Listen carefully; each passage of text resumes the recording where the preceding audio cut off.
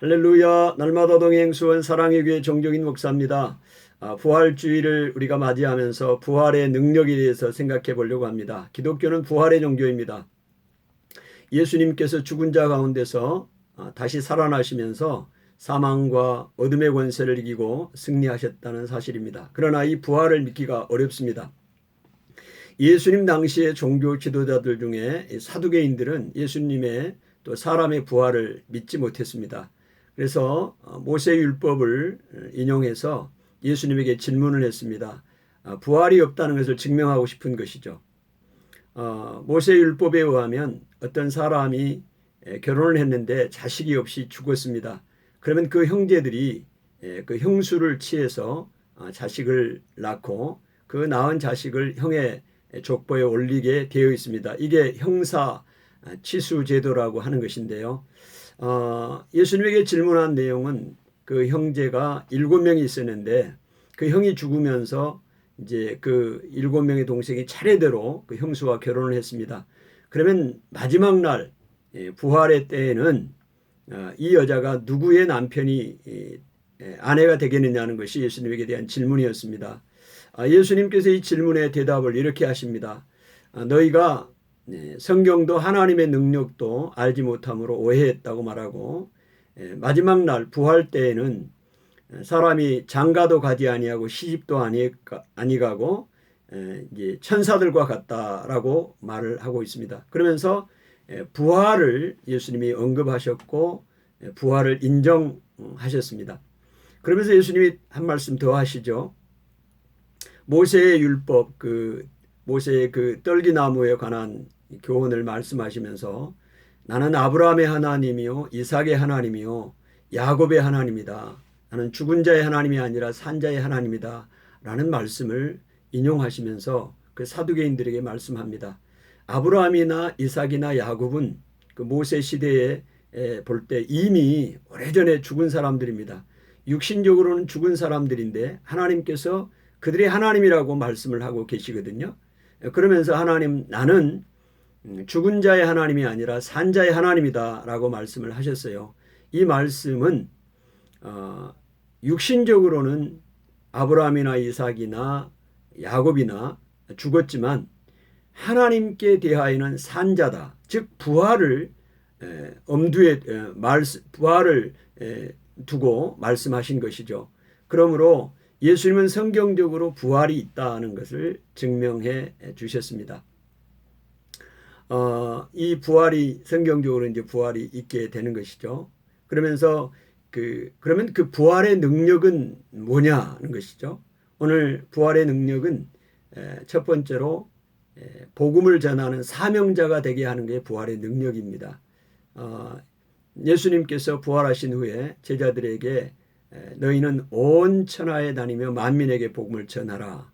이게 사명입니다. 사명을 준 것이죠. 그러면 이게 어떻게 부활의 능력과 연결이 됩니까? 여기에서 이 온 천하에 다니면서 만민에게 복음을 전하라고 했는데 이 전하는 게 사명인데요.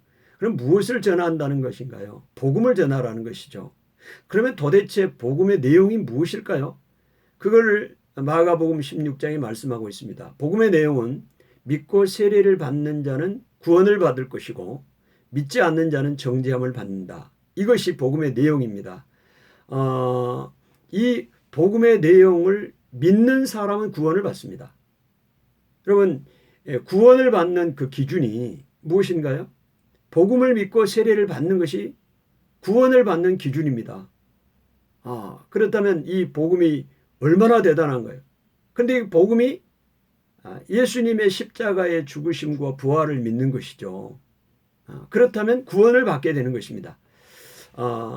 왜 예수님의 십자가와 죽으심이 부활이 구원의 근거가 되고 능력이 됩니까?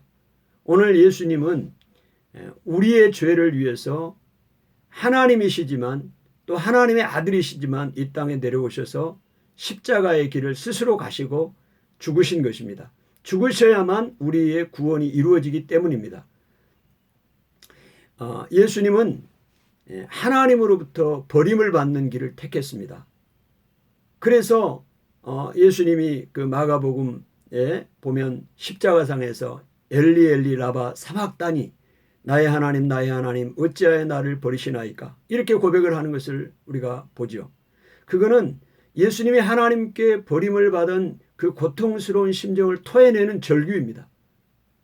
이런 그 고난, 고통, 하나님께로부터 버림을 받는 그 고난, 또 십자가의 길을 가셔서 죽으시는 그 고난, 이 길을 통해서 우리가 구원을 받게 된 것입니다. 이것이 예수님의 죽으심이고 예수님의 부활은 이 죽으심, 예수님의 죽으심을 통하여 우리의 구원이 성립이 됐다. 우리의 구원을 받게 됐다는 것을 확증해 주는 사건이 예수님의 십자가의 부활의 사건이 되죠. 그러므로 오늘 우리에게 예수님이 부활하신 그 부활의 능력은 오늘 우리가 그 복음을 전하는 일을, 복음을 전하고 전했을 때 그 복음을 믿고 세례를 받는 사람은 구원을 얻습니다. 이게 얼마나 놀라운 능력입니까? 이게 부활의 능력이고 십자가의 능력입니다. 오늘 부활의 능력이 우리들에게 이 복음을 전하는 이 사명을 받은 이것이 부활의 능력이다는 사실을 우리에게 말씀을 해주고 있습니다. 또한 이 믿는 자들에게 능력이 나타나고 표적이 나타납니다. 이것이 부활의 능력이죠. 오늘 마가복음 16장에 보면 믿는 자들에게는 이런 표적이 따르리니 귀신을 쫓아내고 새 방언을 말하고 뱀을 집어올리고 무슨 독을 마실지라도 해를 받지 아니하고 병든 사람에게 손을 얹은 나으리라. 여러분 이게 부활의 능력으로 믿는 자에게 따르는 표적입니다. 오늘 예수님께서 이런 능력을 우리에게 주시는데요. 이 능력이 나로부터 나온 것이 아니라 예수님으로부터 나온다는 사실을 우리가 꼭 기억해야 됩니다. 오늘 제자들이 두루 나가서 전파할세 주께서 함께 하시사 그 따르는 표적으로 인하여 그 말씀을 확실히 증언하게 하셨다. 마가복음의 16장 20절에 말씀을 하고 있습니다. 제자들이 나가서 이 복음을 전할 때 주님이 함께 하십니다. 부활하신 주님이 함께 하십니다. 그래서 따르는 표적을 일으킵니다. 표적이 따르게 합니다. 그래서 제자들이 전하는 그 복음이, 그 부활의 복음이 참인 것을 주님이 증명하게 하시는 것이죠. 그렇기 때문에 오늘 복음을 전하고 믿는 자들에게는 표적이 따르는데 어떤 표적이 따릅니까? 귀신을 쫓아내는 능력을 받게 됩니다. 여러분 사복음서에 보면 많은 귀신들이 나옵니다. 예수님께서 수많은 귀신들을 쫓아냅니다. 사람들에게 붙어있는 귀신들을 쫓아냅니다. 눈멀게 하고 귀 막게 하고 벙어리 되게 하고 물에도 들어가고 불에도 들어가게 하는 악한 귀신들, 군대 귀신들 있습니다. 그런 귀신들을 쫓아내는 능력을 우리에게 주셨다는 것이죠. 여러분 이런 귀신을 쫓아내고 병자를 고치는 사역들은 예수님의 사역이셨잖아요. 그 예수님이 하셨던 그 권능들을 믿는 자들에게 복음을 전하는 자들에게 주님이 주셨다는 사실을 우리가 기억해야 됩니다. 그 다음에 새 방언을 말한다고 그랬어요. 여러분 새 방언은 이제 우리가 오순절 역사적인 사건으로 보면 오순절 날 방언의 역사가 일어나잖아요. 또 우리가 좀 더 이 성경 문맥에서 좀 충실하게 살펴보면 새 방언이 뭘까? 믿는 자들에게는 표적이 따르는데 그러면 모든 믿는 자가 방언을 받아야 된다는 말인가? 뭐 그럴 수도 있죠. 그러나 또 그렇지 않을 수도 있습니다. 저는 이 말씀을 보면서 새 방언을 말한다고 그러는데 이 새 방언이 뭘까 생각을 해봤습니다. 저는 그것을 복음이라고 생각합니다. 지금까지 제자들이 예수님의 십자가의 죽으심과 부활을 증언하지 못했고 믿고 세례를 받으면 구원을 받고 믿지 않으면 정죄함을 받는다는 사실을 믿지 못했습니다. 그래서 전할 수도 없었던 것이죠.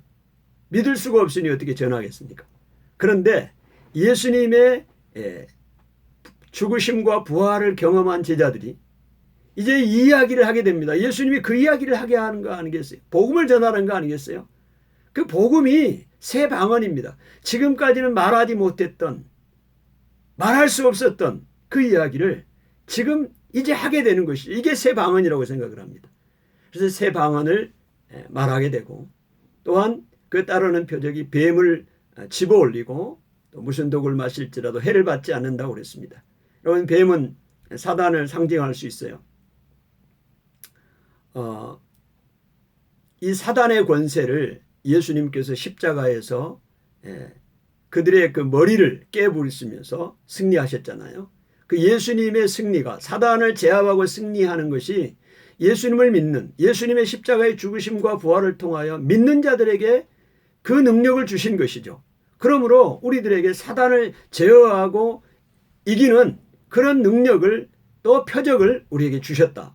특별히 믿는 사람들에게, 복음을 전하는 사람들에게 이 따르는 표적을 주셨다는 사실입니다. 또한 우리에게 주시는 표적이 무엇인가요? 병든 사람에게 손을 얹은 즉 나으리라. 여러분, 예수님이 수많은 병자들을 고치셨죠. 오늘 우리가 예수님을 믿으면서도, 이 부활의 증인이 되면서도 우리가 이 사실을 믿지 않습니다. 무조건 아프면 병원부터 가고 약부터 찾는 게 우리의 삶 아니겠어요? 내가 의사가 아닌데 무슨 병을 고치느냐, 이렇게 생각합니다. 여러분, 이 사두개인들이 부활을 믿지 못함으로 예수님이 그들에게 말씀하셨던 것처럼 너희가 성경도 하나님의 능력도 알지 못해서 오해했도다. 말씀하신 것처럼 우리도 하나님의 능력과 성경을 알지 못하기 때문에 오해한 것 아닌가요? 오늘 믿는 자들에게 병든 사람에게 손을 얹으면 낫는 그런 표적을 우리에게 주셨습니다. 그런데 우리는 그런 능력이 전혀 나에게는 없다고 생각하는 것이죠. 대단한 믿음을 갖고 있는 사람들, 어떤 그런 은사가 있는 사람들에게만 그런 치유의 역사가 일어난다고 믿고 있지는 않으신가요? 오늘 그런 조건이 없습니다. 믿는 자들에게는 이런 표적이 따른다고 주님이 말씀하셨고, 특별히 복음을 전하기 위하여 이 부활의 증인으로 복음을 전하는 그들에게 따르는 표적을 주님이 주시는 거예요. 왜 주시는가요? 우리가 전하는 이 복음이, 부활의 복음이, 예수님의 십자가의 죽으심과 부활이 참되고 믿는 사람에게는 구원이 임한다는 사실을 증명하기 위해서 따르는 표적을 주시는 것이죠. 사랑하는 여러분, 오늘 예수님이 부활하셨습니다. 이 부활을 믿지 못하는 사람들이 많아요. 그러나 예수님은 성경적으로 부활을 증명하셨어요. 또한 그 부활의 능력을 믿는 자들에게, 그 복음을 전하는 자들에게 부활의 능력을 주셨습니다.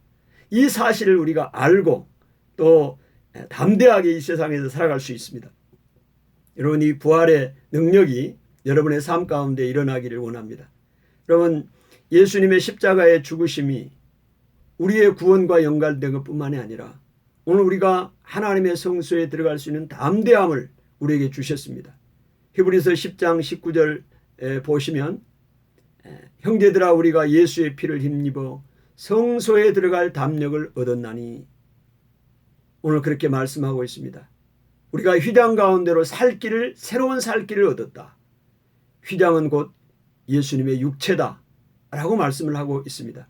여러분, 예수님의 십자가의 죽으심, 이 부활의 능력은요, 오늘 우리가 예수의 피를 힘입어 성소에 들어갈 담력을 얻게 하시는 것입니다. 성소가 어디입니까? 하나님 앞이에요. 하나님의 보좌 앞입니다. 오늘 우리가 하나님의 보좌 앞에 담대히 나가서 기도할 수 있는 근거가 어디 있습니까? 예수의 피를 의지해서, 예수의 죽으심을 의지해서 우리가 그렇게 기도할 수 있는 거 아니겠어요? 여러분, 이 믿음을 가지고 기도해야 됩니다. 저는 이 부활주일을, 고난주간을 맞이하고 부활주일을 보내면서 예수의 피를 힘입고 담대하게 성소에 나갔습니다. 그래서 이렇게 하나님 앞에 구했습니다. 하나님, 이 땅에 코로나19가 종식되게 해 주십시오. 이 고난주간, 이 부활주일을 맞이하여 종식되게 해 주십시오. 우리 형제들이, 육신이 아픈 사람들이 굉장히 많습니다. 주님, 이 고난주간에 형제들의 질병이 치료되게 하여 주십시오. 예수의 피를 의지하고 우리가 담대하게 그렇게 제가 기도했습니다. 또한 우리 네팔 형제들을 비롯해서 우리 한국 형제들, 직장이 없습니다. 일자리를 구하고 있는데 하나님 일자리를 주십시오. 담대하게 기도했습니다. 마지막으로 하나를 더 기도했습니다. 하나님 교회의 장벽, 교회의 문을 가로막고 있는 모든 장벽들이 장애물들이 제거되게 하셔서 교회의 부흥이 일어나게 해 주십시오. 오늘 우리가 예수의 피를 힘입어 담대하게 성소에 나갈 담력을 우리에게 주셨습니다. 그 근거가 어디 있어요? 예수의 피, 예수의 죽으심입니다. 부활입니다. 여러분 이 부활의 능력을 믿으시고 담력을 얻으시기를 바랍니다. 성소에 들어갈 담력을 얻으시고 담대하게 구하십시오. 믿음으로 구하십시오. 선포하십시오. 그럼 하나님께서 부활의 능력을 우리에게 주시고 이미 주셨기 때문에 그 부활의 능력을 우리가 경험하게 될 것입니다. 감사합니다.